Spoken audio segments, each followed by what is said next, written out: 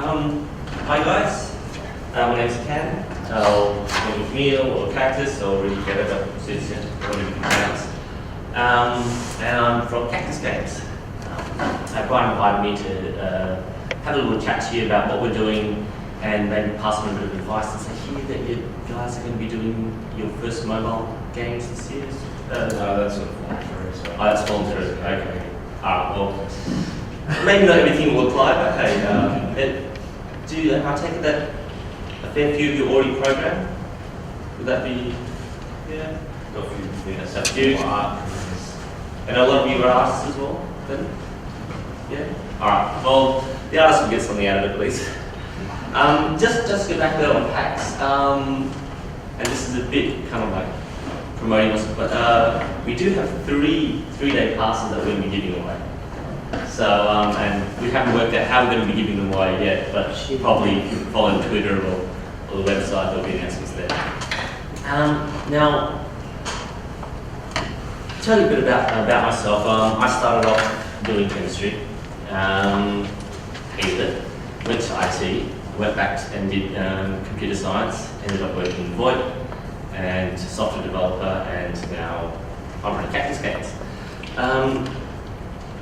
My wife is the art director, and she also does all the writing and is responsible for actually building the maps. I do all the programming, and I've got quite a strong hand in the actual overall side of the story.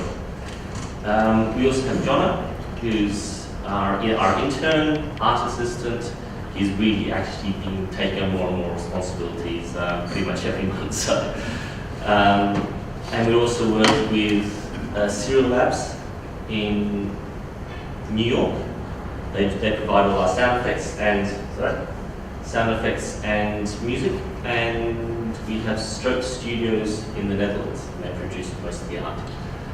I'm not going to talk here off about our game too much, because the way I figure it, if you're interested in it at all, just go to the website. I'm going to be using it more as a backdrop to show you here's issues that we had, what you can learn from it.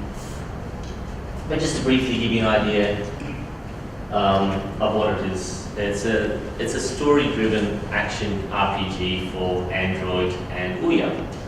Ouya is actually going to be probably the first platform that we release for, with Android coming soon after that. And it's currently in closed beta. We're working on issues before we can actually release it. Some of the issues I'll be mentioning today. And it's pretty much main points are that it's all about making meaningful choices. I mean, I'm really frustrated when I play an RPG and they either force you to do something or prevent you to do something that your character or you personally would normally do. And it's just this kind of like shoehorning of you just to keep the story going. So I really wanted to make the choices meaningful. Even some of the things that you do very early on can actually have profound changes to the whole game world in chapters 2, 3, 4, etc. It's going to be a fairly long game. It's a bit over 5 chapters. We want people to be able to do what they want to do, play it the way they want to play it. And I hate the owner. I'm not a big fan of microtransactions either, so we're really going to treat our supporters the way that we, because there are supporters, they're not customers, they're not potential pirates, they're not anything else like that. There are supporters, people who actually know about us are supporters. And one of the big things as well is that we set the entire thing up because we really want to help you. We want to help the world, we want to change the world.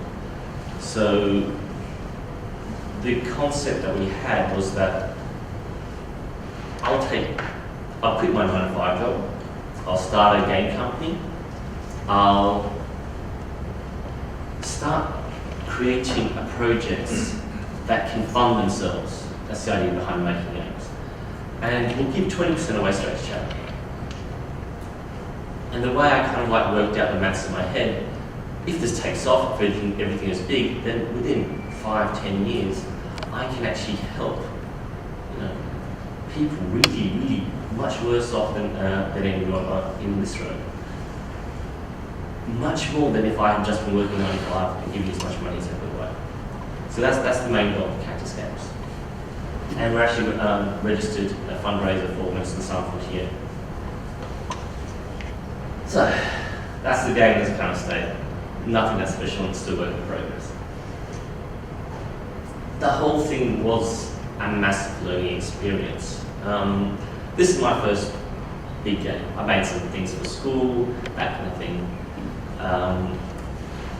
My wife hasn't done the stuff before. One of the previous guys had done some music for games.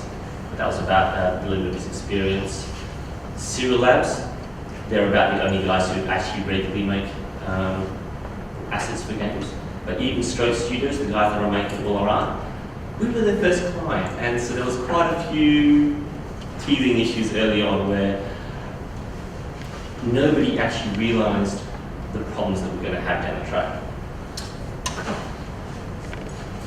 One of the main things is actually finding people is hard. It sounds crazy, and when you first start out, it sounds counterintuitive. People go, "You're making a game, let me help. I want to help you out. What can I do?" They'll actually say they'll work for free. And that kind of seems great to begin with until you realise that if someone's working for free, then their incentive to actually keep working for you is very low. And a lot of the people who want to do things, like for example, my little cousin wants to help out. You know, a lot of people who don't have any skills want to help out. You've got to turn them away, because even when someone's working for free, if you're spending a lot of time basically guiding them, that's time that you're not working with something. And you know, it is a really, really big thing to make a game from start to finish, especially if you're making something a little bit more complex. And it seems like everybody, they want to make what they've got in their own mind. They don't want to go and go, "Hey, here's a project, I'll jump on board and I'll help out." They'll go, "Oh, I want to change it, I want to do it my own way." And I'm going to touch on this later on, because I know a lot of you guys are going to be, once you finish your course, going to be chasing different studios to try to get jobs there. But just an anecdote here. We were actually approached by an animator straight out of TAFE, and he went, "You know, I've seen your videos, and the animations are bad." And I'm going, "Oh, I didn't take offense to this one. Great, someone who's seen the things that we see.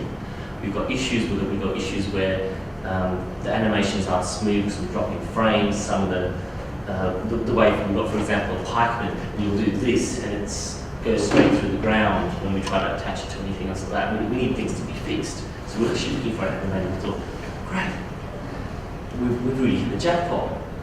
And we got this guy in, we had this interview, and we showed him all these things that we had problems with. We showed him what we liked, and this back in December or November. And we were really keen to see what would happen. And he's just sitting there in his notepad, scribbling the entire time. And at the end of it, I go, "Okay, so do you think he can help?" And he goes, "When do you want it done by?" "February." "How many sprites have we got?" "75. "Yeah, I can do it." And he turns around and he shows me his notepad, and it's effectively castle crushers.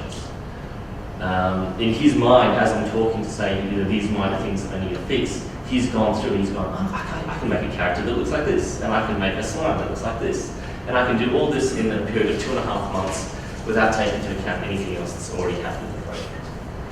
And it was just this kind of, at that moment I realised, he's not interested in working with a game, he wants to make his game and just sees us as a vehicle to carry that forward. And that's really, you see that a lot. Everybody comes on board, they want to go, we'll do this, and we'll drag in this direction. And staying focused is very difficult. And you lose key people. One of the guys who was there from the start was Simon. He did writing, he did music, and he was a linguist. We actually made this entire story piece about different cultures having different languages and misunderstanding each other across that time. And he got promoted at work. So suddenly his available time dropped drastically and he had to pull out of the project. Bit of a burn, but hey. So how big is Legacy of Barubash? If you see it, you've seen the videos, and even if you look at the YouTube comments, you'll get things like, this game looks like S. I've seen better graphics on the ZX Spectrum. Yeah, obvious troll, but you know, people go, doesn't look like much. But the entire engine we did write from scratch. Well, I wrote from scratch. And it's now really the second engine because we actually wrote the first engine, hit a brick wall and went, well, it would have been nice if we'd known some of these things to begin with. Originally, our engine was completely canvas-based, which if you've done any Java, is you take a picture, you paste it down into the screen, and you keep pasting pictures on top of it. And we're trying to make an isometric view and came across with. It worked, but effectively we hit a large memory limit with Canvas, and we had to redo it. We worked on it for 2.5 years, over 2.5 years, and we're finally getting close to actually releasing the first chapter. It's got 75 sprites in 8 directions with multiple animations and multiple frames per animation per sprite. And it comes out to about 12,000 images. It's pretty big. The thing is that if you start developing with Android, you're going to find out that there's this per app memory limit. And that limit depends on what device it is. You know, it could be anywhere from 16 meg on an old device to 64 on the new ones. And everything that you load in, graphics, memory, graphics, music, sound effects, your code, all has to fit in that. With some caveats, and I'll get onto that later on. But when we first started doing our benchmarks and testing things, we hit that limit, and it was kind of disappointing, so we had to actually change engines and change to OpenGL. The garbage collection, if you guys have done much Java or any other programming language, you'll know that you need to, some languages you need to manage memory yourself, some garbage collection clean it all up. The garbage collection in Android is one of the banes. It's better now, but starting on, it will completely pause the thread for 200 to 800 milliseconds, which if you think that you're trying to make a game and the entire thing stops, and then it starts again almost half a second later, it's not really uses the thing. Some of the stuff like Jet libraries, they look like great ideas, but there's no documentation. And there's bits of source code that kind of compile, but then they don't work. And if you're looking for tutorials online, some of the stuff is just rubbish. Like really, people are trying to make code to prove a point as opposed to make code to teach you. So that's kind of a very early build, but that was a Canvas engine. It looks like not much at all because that's all temporary graphics. And we're waiting for the artist to deliver the main stuff. We're just going to drop on in and take it from there. And you can see average frames is up at 53 frames a second, and that was with 800 objects in the world, and I think over 100 on screen, which is not bad. But just a bit more on garbage collection. As I said, they can pause the main thread for 200 to 800 milliseconds. The new ones are a bit better because they run the garbage collection in a separate thread, but it still slows everything down. So bear that in mind. That does mean that if you've done any of the programming, you know, to reuse code, do things, use the libraries, use everything about as much as you can, reuse. But a lot of those things, like for example, collection sort. If you have 100 objects that you need to sort, that could make several thousand objects on a heap that it then clears, which then kicks in the garbage collection. And if you're doing this every time you write the frame, you're going to be running into problems.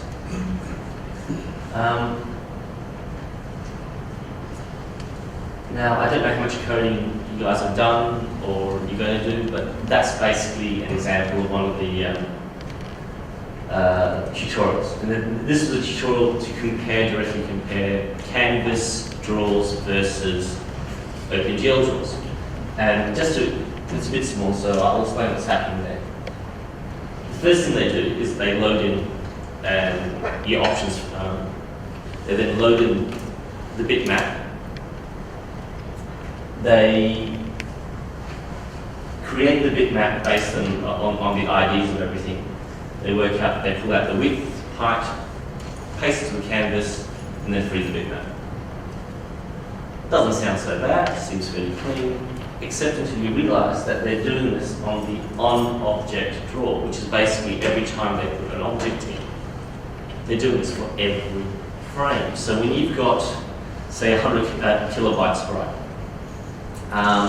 and you have 10 sprites on a canvas, and you're trying to target, say, 60 frames a second, you're allocating and deallocating 60 megabytes every second, which if your heap size is 24 meg, you need 3 garbage collections every second.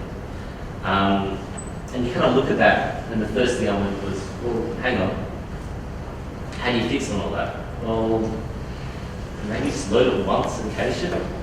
You know, simple things like this. Maybe use a singleton. Maybe create a separate class that handles all your draw calls, all your that holds onto all your objects, and then just pass a pointer to that through to the rest of the things. These are the kind of things that you can actually do to make sure your games that you can be making actually start performing a bit better. And you can then get thousands of things on the screen. They're all rates and they're all kind of without breaking. The thing about Android memory is that you've kind of got 2 bits. You've got your heap, which you've got a lot of control about, and you've got the rest of the memory. And you can access the rest of that memory by putting things into NTK or OpenGL, because they don't get counted towards the limit. So you can keep kind of doing this, and it's fine. Now things like music, it's easy. You can stream. You don't need to worry about that being in the in main memory. And that's pretty much all the code that you need to be able to stream music, play music in Android. It's simple. It's really dead simple, and you can actually pass attached callbacks on that. So when it finishes playing the song, it goes off and does something else. As I said, textures. If you've got the images, you can load them into OpenGL. And it kind of basically lets you bypass the main issue. And you kind of get tempted to go, ooh, well, with all this extra memory, because the device is now having 1 gig of memory, you're not going to use that limit. You can do as much as you want. And that was, when we started doing these things, we went from very low-res sprites. As you can see, all the skeletons there are only 128 by 128. And we started going, well, what happens when we can start making things that are a bit more high quality? So we changed into some of the sprites that are actually a mix of 256 and 128. So you can see the guy on the ground is much clearer than the guy at the top. And even on a small screen, it starts making a difference. So you start bumping up quality, bumping up quality, bumping up quality. And you realise that you need to find out what the effective performance is. So you start benchmarking. And this is the benchmark that we had on the Nexus 7 when we put in 256 by 256 sprites. We basically crossed the 30 frame barrier by about 57 mobs. That last point there, that's the point that you can potentially optimize to. You've got rid of all the GC, all the other stuff that's going there, that's pretty much on there. Everything below that will run below 30 frames a second. And that's not animated. There it goes. So there's one of our rate sprites, and that's his death animation. One of the problems that we're having, and I should also mention, as I start benchmarking all these things, I'm going, hey, the Nexus 7 performs this way, my HTC One X performs this way, our old 3-year-old Samsung Galaxy Tab can run it, and it gets a low score, but that's to be expected. I'm going to take my wife's HTC One XL, and it pops out. And I can't look at it and go, well, this is almost identical to my phone. Only difference is I've got a Tecna, she's got an AMD chip. Is that the limit? Doesn't seem right. And you start investigating more. And the thing is, she got her phone from Telstra, and I got my phone from Kogel. And all the extra Telstra software that sits there, by the time you've got nothing else running on the phone except for the phone itself, you've only got 120 meg of memory free on a 1D phone. So you think you've got a lot more resources than you do. I'm just pointing out this frame. You can't really see the last patch because it's effectively a piece of cloth formed to the ground. But that last frame, you can see it's this big. Can't quite make it out, it's just there. It's 6 kilobyte PNG. The raw file, however, if I just get rid of the transparency, that's what it's required. See, the animators, they made animations. They're used to making things that you put into videos and that kind of stuff. Not really thinking about too much about how it's going to be used. So in memory, that's a quarter of a meg, 56K. That's for one frame. So if you start thinking about how many frames of animation you've got, how many sprites you've got, it adds up. So our main character, Caleb there, he's actually made from a separate top and bottom bit. And you can just see that with these 257 different pages, it takes up only 2.5 meg of PNGs, but 64 meg of memory. So every time you add a sprite, this starts ballooning out and you hit that limit very quickly. So what can you do? Well, you start looking at things like texture compression.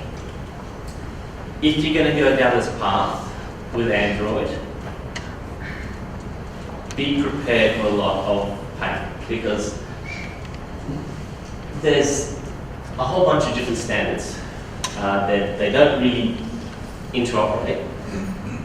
And not only do you need to code them differently, but your assets need to be different.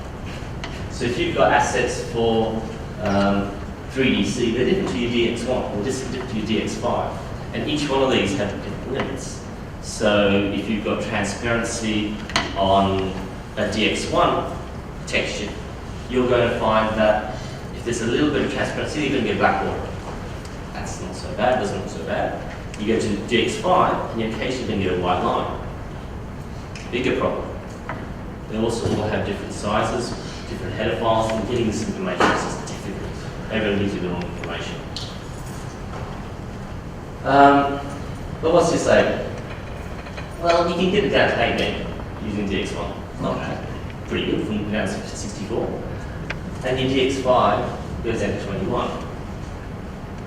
But the things, it doesn't matter what frame you do. They could be every single pixel is different, or have one pixel in the middle of the screen. It takes up the same amount of size. It doesn't matter, because every pixel needs to be treated the same way. So you can't get rid of bad pixels. Well, texture outlets, of course. So that's the two texture outlets that we use for coding, top and bottom separate. Now that fits into two PNGs, and just by doing the texture atlas, the memory size is now 6 meg, down from 64. So we've got an order of magnitude change. We add texture compression, we can get up to 2 orders of magnitude size difference.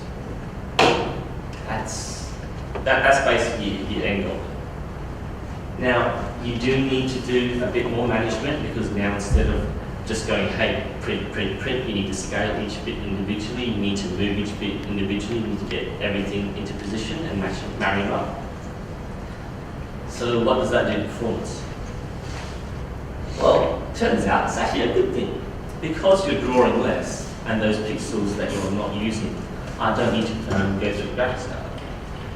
We're now getting 106 mobs before we fall under 30 frames. So we've almost doubled that metric. We can now also get up to, that dies below 500, sitting at about 547. Now, by the time we finish optimizing that, we reckon that we can probably get 200 to 300 on there comfortably without having too many issues. So, a bit of advice for programmers, and this is also just advice for you when you're going to look for work and also when you're doing this stuff, is really get to know the basics. And I know this sounds really crass, but when I was hiring people in the old jobs that I worked for, we had people that couldn't, they used something like 3 plus 5 over 2 is 4. Because they do the addition before they do the division and things like this. Things they really should know better. Just try to understand what's actually happening. We abstract everything. Everything's an abstraction until always reused. Use a class from somewhere else. Don't write your own code. But when you're making games, you do need to kind of figure out what's happening because you'll get, as you said, there's everything like that. Everything has penalty associated with it. Use version control. The number of programs in indies that don't have version control, and they'll go, I've just made a change, and I've spent 6 hours trying to get it to compile again. It's really, if you've got version control, just go back, and that works. It will save your life at bacon so many times. Export to Dropbox, and you've got an offsite backup as well. And yeah, just be flexible. Learn a lot, learn as much as you can. And profile. That didn't come out very clearly, but that's the DDMS profile. It's really, really useful to be able to find out your bottlenecks, how many times a function is called, and be able to get all that information out. If you've got something that's called 50,000 times, and you can shave off a millisecond of that, that has a performance benefit. So DDMS, you can also get what's creating memory, what's doing the allocations. It will give you all that information. It will give you the line number that allocations are happening. If you've got NVIDIA chipsets, use PerfPipe, because that will actually show you the entire frame graph. It will show you what parts are being used by what. And always measure performance before you make a change. Otherwise, you can't tell if you've made things better or worse.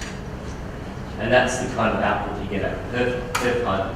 You can get split by CPU, and you can turn off different bits. You can actually go to a frame debugger that will actually, and this is really the useful bit, get everything to be drawn one call at a time. So if you've got things that aren't displayed right, you can find out exactly what's happening. Advice for artists. Now, since I'm not really an artist myself, I actually got Sue to come up with some points. So, and this is also the same thing that we've seen. Learn the fundamentals. Perspective, position, anatomy, colour theory. We actually get a lot of portfolios hitting our email. Quite a few. I'm actually quite surprised there's that many people in it. And there's a lot of people that really just do not have basic colour theory. And it's, I don't know if it's a case that people aren't being taught it properly, or they're not being taught it at all. I know a lot of the stuff when I was doing uni as well. We didn't cover things that we need to do. No, we didn't learn STL. We didn't know about a whole bunch of things. So it's something you're going to have to find out in your own time. And the problem is that with art, especially, it's a global market, and you're competing with everybody. You're competing with guys from the US, Asia, everywhere else. So go to a place like conceptart.org. You get other professionals, and then you've actually got people working in the industry there. They can go through things with you, they can critique your work, and you need to have thick skin. You need to be able to take things on board and make changes. And there's a lot of other choices for you there. To give you an idea, that is what one of the guys in concept art had for his portfolio before he entered art school. These are the kind of things. There was more, and it's quite nice. He's working on the Halo series now. To give you an idea what progress you can get, this is Sue back in 2006. This is her first post on concept art. A year later, she's doing that. Just by taking on board what other people are telling you. So, if you go back, my art's not up to that scratch. it can be, and it's not something that's impossible. So advice for everybody. It doesn't matter what you're doing. You know, you don't become a concert pianist by only playing piano during lessons. You know, if you're just doing art for uni, for TAFE or your courses or anything like that, or you're just programming for your courses, you're never going to get great at it. You need to be doing this in your spare time. You need to be passionate about it. You know? And when you look at that, when you go out to get to work, they're going to be looking at the work that you've done beforehand. It doesn't matter that you've just come out of the studies, they're going to expect you to have a portfolio. So you know, if you're not working on your portfolio now, you don't have things that you can show somebody in a year or 2 years' time. You know, don't wait until the end before you start. Don't sell yourself. And I know this is actually one thing that I've had lecturers tell me before. It's like, tell them that you know it. Tell them that you know it and you learn before you start the job. You don't. People can tell. Really, if you're talking to a technical person in that field and you're BSing, they're going to know. They're going to smile, they're going to nod, they're not going to say anything to you, but you're not going to get a call back. And be willing to learn. That's really important. And that's not just for a student. That's everybody. If you're a programmer especially, you do not stop learning. If you follow John Carmack on Twitter, you'll see that he's still learning every day, and he's John Carmack. So, unless you think that you know more than he does, well, go back to the previous points. Don't undersell yourself. And that's the thing, if you don't enjoy this, making games, doing what you're doing, why are you doing it? Do you want to be doing this for the next 30 years and going, I hate this job, I'm only doing it for the paycheck? Or is this something that you're really passionate about? Do you love it? Are you going to live it? For some of you that might be the case. For others it might be a time to actually really look inside and see what it is that you want to do. Not what everybody else wants to do. And that's one important thing. That's why I ended up doing chemistry on the first time. Because I did what other people did. Sue was doing dentistry. You've got to find what your own passions are. So find your passions, live your passions.